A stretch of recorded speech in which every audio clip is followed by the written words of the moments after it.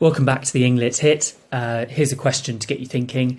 When they arrive on the ranch, that's George and Lenny in Steinbeck's Of Mice and Men, is the boss entitled, arrogant, presumptuous, wary, powerful, or exploitative? You might want to pause the video and have a think about that before continuing.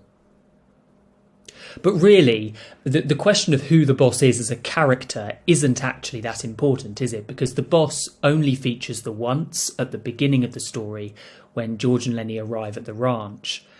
So more importantly, what we want to be asking ourselves is, what is his narrative function? So he's a construct of Steinbeck's. He's put there for a reason. And there might be any number of reasons why Steinbeck's included him: to move the plot along, to tell us something about the themes and ideas that he wants to communicate through the novel, or maybe to shed light on other characters. So in the course of him interacting with George and Lenny, we might get more of a glimpse into their relationship, who they are as characters. So as we go through this first sort of arrival at the ranch, when the boss interrogates George and Lenny, we want to be asking ourselves about sort of bigger picture. What purpose does the boss serve as a character? I've included this picture from the film. Just thought, it's not he's not described as eating when they arrive, but I think there's a lot there that the directors have done and the actors done to try to bring that character to life. And so it's worth you thinking about how they've done that. Why do they have him eating the bread, the soup, even the way he's sitting when they come into his office. Okay, here's a quotation from William Goldhurst, literary critic. It's something we'll come back to as we look at this the few pages in which the boss features in the novella. And it's that, this is my working theory, I suppose, is that he serves to kind of highlight the oddity of George and Lenny's relationship. So it is strange for them to be buddies, for them to be friends, companions, in a world that has been sort of torn apart by war, economic uncertainty, natural disaster, the Dust Bowl. And so in a world where there's kind of mass unemployment, people don't tend to look out for themselves. They look out for number one. It's a survival game. And so their relationship is very weird. And the boss kind of sort of sheds light on that oddity. So this is what William Goldhurst says. Steinbeck is implying here the general response of most men towards seeing two individuals who buddy around together in a friendless world, where isolation is the order of the day. There must be exploitation involved, either financial or sexual. So we'll come back to that, but that's the boss's presumption, isn't it? That George is exploiting Lenny financially. And why does he kind of jump to that conclusion? Well, it's because it doesn't make sense in the world that they live in for someone to have a dependent, to have somebody who's reliant on them for their security and their stability. Because George is putting himself at a disadvantage by doing that. In kind of broadly economic terms, of course, Steinbeck's message of the course of the novella is that actually connection and intimacy and friendship and companionship are things that we all need in order to thrive. The world seems to have gone into this, I just need to bring home my pay and get from one day to the next day and find a job at the next ranch and move to the next place. And maybe Steinbeck wants to tell us something more about what it means to be human and what it means to be a person. But I thought I'd start with that quotation, and then as we look at this, you can have a think, be critical of what William Goldhurst's saying, what I'm saying, and ask yourself whether this interpretation is one that works, that's convincing in terms of the whole story. Okay, so we'll move up there. And I've called this section First Impressions. Let's read this page, and then I'll have three things on each page. We've got 4 or 5 pages, 3 things to say on each one. He, that's the boss, wore blue jean trousers, a flannel shirt, a black unbuttoned vest and a black coat. His thumbs were stuck in his belt on each side of a square steel buckle. On his head was a soiled brown Stetson hat, and he wore high-heeled boots and spurs to prove he was not a labouring man. The old swamper looked quickly at him and then shuffled to the door, rubbing his whiskers with his knuckles as he went. "Them guys just come," he said, and shuffled past the boss and out the door. The boss stepped into the room with the short, quick steps of a fat-legged man. "I wrote Murray and Reddy I wanted 2 men this morning. You got your work slips?" George reached into his pocket and produced the slips and handed them to the boss. "Wasn't Murray and Reddy's fault. Says right here on the slip that you was to be here for work this morning." George looked down at his feet. Okay, so I've highlighted in yellow there a couple of things. Of course, there's more that you can talk about, but a couple of things that tell us something about the boss's appearance when we first meet him. And the question that I want you to ask of this section is how does he come across? What's his appearance telling us about him as a man, him and his status and the level of power that he possesses within the room? His thumbs were stuck in his belt. What kind of impression does that give us? And he's wearing certain things to prove he was not a labouring man. So I want you to do the work, have a think about what those phrases are doing, and what impression they're giving us of the boss. Okay, in the green section, we see how others respond, both Candy and George. And look at the verbs, I think, is the most important thing here. The old swamper looked quickly, he shuffled, we get that twice. He's rubbing his whiskers with his knuckles as he went. And then George looked down at his feet. How are the other characters' responses to the boss telling us something about who he is and the power that he possesses? And also have a think about, because we're not going to go into a big kind of psychoanalysis of the boss, are we, in an essay? What we really want to think about is what kind of narrative function is the boss serving for Steinbeck? What does he mean? What kind of atmosphere within this ranch, within this kind of microcosm of society that Steinbeck's created, does he want us to envisage? So it looks like it's one in which certain people hold status. Well, those are the people, the landowners, the people that own the farms, the ranches, the ones that are able to provide employment and take it away. And so the boss is that person, and he tells us a little bit about what it means to be a migrant worker, what it means to be a nomadic worker in 1930s America. And finally, in this section, I've highlighted in blue 3 things that you could look at, although there's probably more. In what ways does the boss dominate the conversation? Because he does. He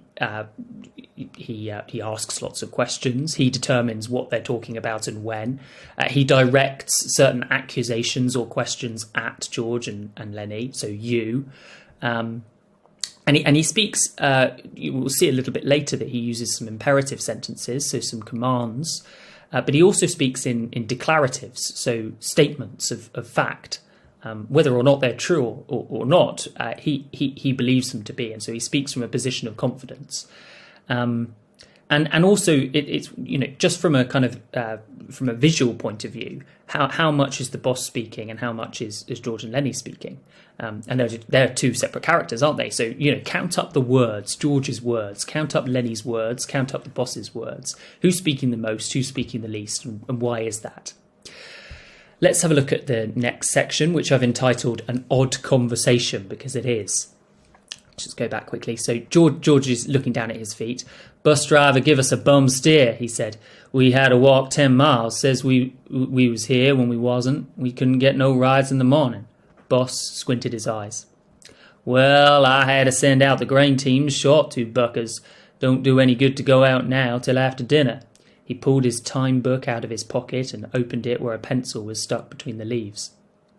George scowled meaningfully at Lenny, and Lenny nodded to show that he understood. The boss licked his pencil. "What's your name?" "George Milden." "What's yours?" George said. "His name's Lenny Small." The names were entered in the book. "Let's see, this is the 20th, noon the 20th. He closed the book. "Where you boys been working?" Up around Weed, said George. You too? To Lenny. Yeah, him too, said George. Now, two things to notice here. Okay? The boss squints twice, once here and once a couple of pages later, when he squinted one eye nearly closed. And this is just the first sign that the boss is suspicious. So imagine him sort of looking at them as if, something's not right here. He's kind of appraising them, isn't he? He's looking at them, trying to work out who they are and what they're about.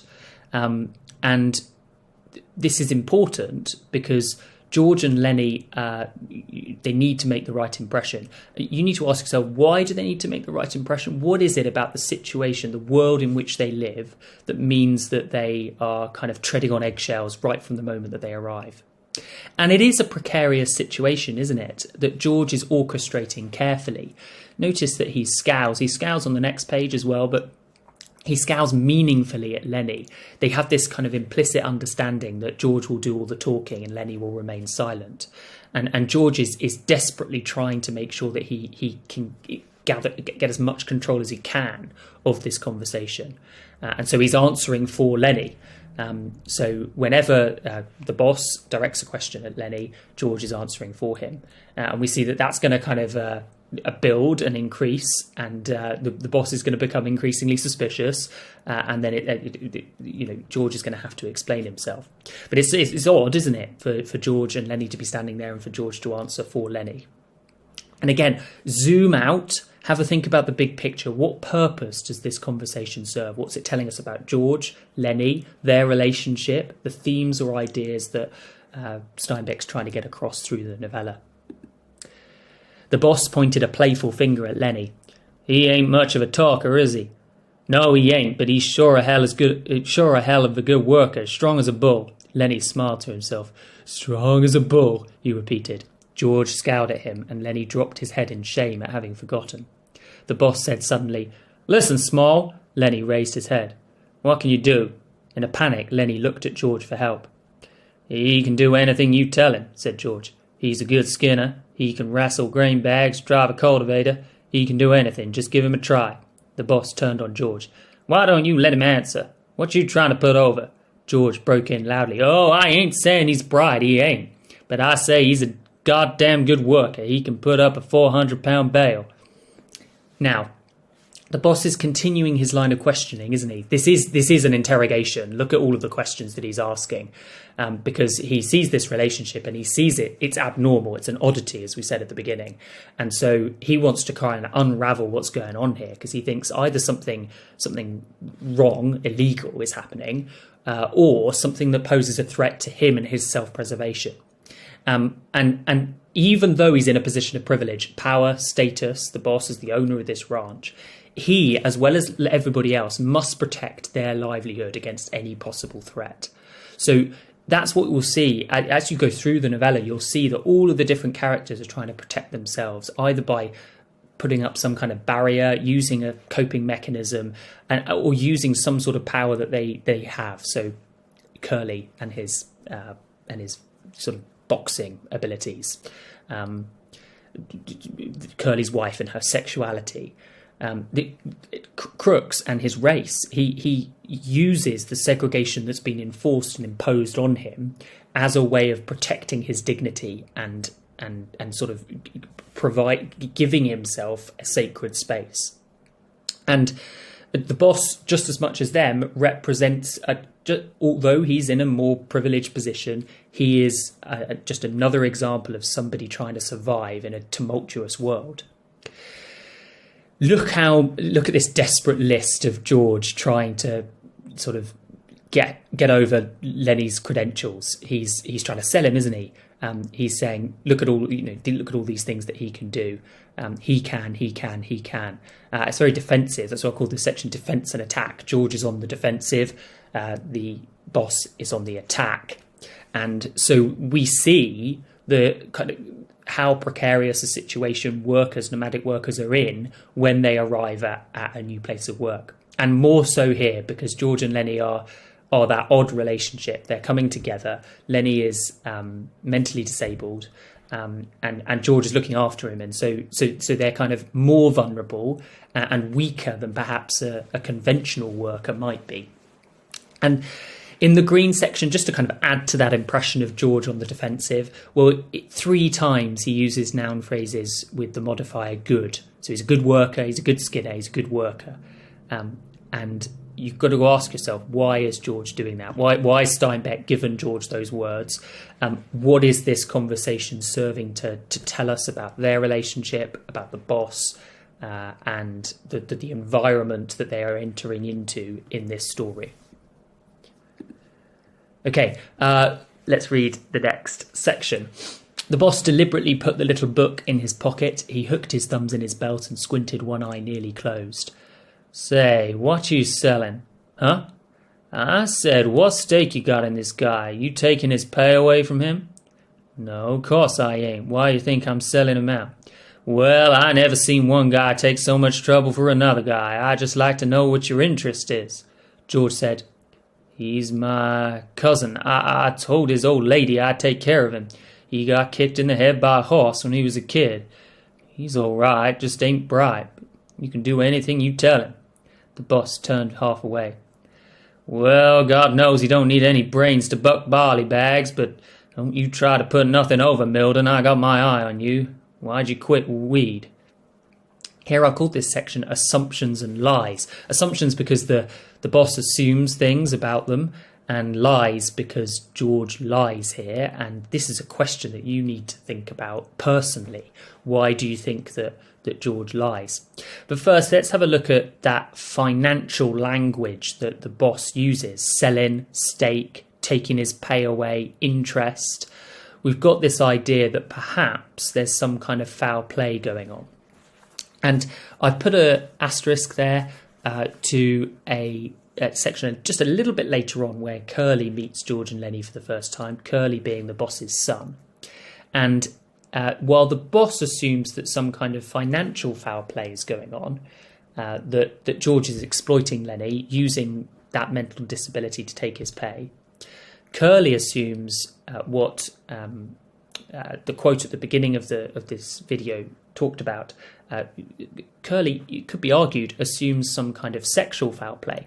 So he is interrogated again, George, about the reason why they travel around together. George says, we travel together, said George coldly. Ah, so it's that way. And maybe there's a hint of innuendo here, of implying that they are in some sort of relationship, or that George is abusing him sexually. And what we want to think about there is not so much what this tells us maybe about the boss and about Curly, but what it tells us about friendships and companions and relationships and social interaction during 1930s America. Steinbeck is very careful to use every possible opportunity to construct a world. Yeah, it's not the real world, but it's his version of what the real world is like. And so all of these characters and interactions within the novella, they serve to tell us something about what Steinbeck sees in the world. And so you've got to ask yourself, what here is Steinbeck trying to get across?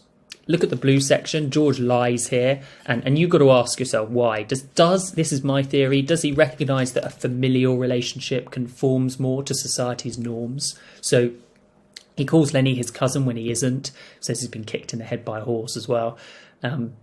And is George desperately appealing to some version of masculinity that would make them going around together acceptable to society? So what is an ideal man in 1930s America?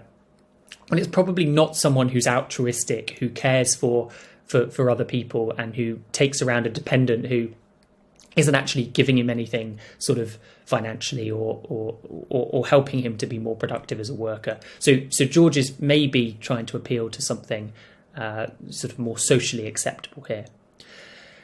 Finally, the boss says, why'd you quit in weed? And you've got to ask yourself, what does weed represent in the novella? They come from there, don't they?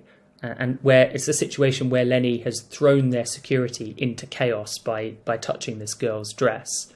And weed, again, sort of hangs over them as this threat. Other people ask what happened in Weed, and it hangs over them as this threat of what can happen when things go terribly. And of course, what happens in Weed foreshadows what happens in the novella as a whole, in what happens with Curly's wife in the barn. And so Weed serves as a sort of symbolic thing as well as a literal thing that happened at the beginning of the novella, or before the beginning of the story. And this is the last section, the last bit of that interaction between the boss and George and Lenny. "Job was done," said George promptly. "What kind of job?" We was digging a cesspool." Again, George is lying. "All right, but don't try to put nothing over, 'cause you can't get away with nothing. I've seen wise guys before. Go on out with the grain teams after dinner. They're picking up barley at the threshing machine. Go out with Slim's team." "Slim?" "Yeah, big tall Skinner. You'll see him at dinner." He turned abruptly and went to the door. But before he went out, he turned and looked for a long moment at the two men. And that's the last impression that's the last time we see the boss. And here we see George being very skittish. He's on edge. And we see that through a few things. Through the lack of embellishment. Before he's gone into great detail about what Lenny can do, he's made a very convincing case. Here, though, we get very little detail about what happened in the previous job. Job was done. And then you've got the ellipsis. He's searching for words. He doesn't know, because he's inventing something, isn't he? He has to, because the reason they left Weed was because Lenny was accused of touching this girl inappropriately. And then the adverb promptly. George is trying to kind of get past this. He doesn't want to reveal what's happened. And why doesn't he want to reveal? Why is lying important? Well, honesty will see them turned out of the ranch and they won't have a job, or the police called, or Lenny taken to a mental institute. So there are lots of threats that mean that their way of life is going to be disrupted and destabilized if George is honest. The boss is again in a commanding position. He ends this with a series of imperative verbs. Don't try. Go on out. Go out with Slim's team. Yeah. So he is the one in a position of power. He's the one that determines their fate, after all, doesn't he? In 1930s America, where employment is hard to come by, people are kind of on the move, searching for work, desperately trying to survive. The boss is the one that calls the shots. And we get the final indication of that is that coordinating conjunction but, because he doesn't just turn abruptly and leave. The last sign we have of the boss is him looking at them, fixing a stare on them, that temporal adverbial phrase, for a long moment. There's so much meaning there, isn't there? It's implied that we don't know what the boss is thinking, but you should jot down in your copy of the novella what is the boss thinking there. Is he thinking, I'm going to kind of keep an eye on those two? Their potential, I could potentially can them, sack them. What's going on in his head? Maybe threat to his own security and his own way of life. Maybe he's confused about their relationship and their companion. Why are two people travelling around together if there's no kind of financial motive? So ask yourself these questions of this situation. Obviously, the boss isn't going to come up as a character in an essay, but you can use the boss and this situation in the novella to explain what Steinbeck is up to in terms of all of the key themes: loneliness, survival, companionship, love, power, weakness. There's lots of power, there's lots of weakness here. So all of those themes that are important in the story, you can have a think about some of the quotations that we've looked at and how they tie into Steinbeck's overall aims.